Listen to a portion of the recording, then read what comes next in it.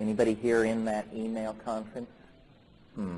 Well, I can't remember. I was in it, but the problem with these email conferences is, you know, you think, oh great, I'll meet some people interested in what I'm interested in. You join, and the next day there are 80 messages in your email, and you spend hours a day pouring through the email. I just joined a conference where I get dispatches from the front in Chiapas, including all the latest statements from Subcomandante Marcos. I just picked up the mail. There were 130 messages, half in a language I barely read.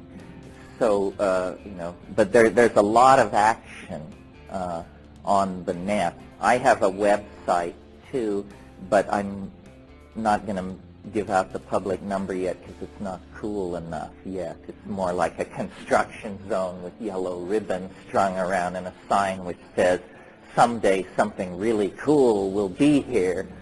That's how a lot of the internet is. It's a vast, vast construction zone. But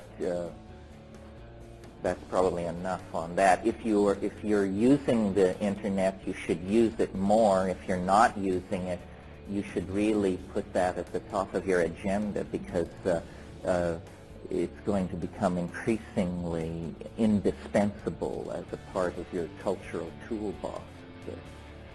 I have to pay 35 cents a minute to reach the internet because I'm on a cellular modem from U.S.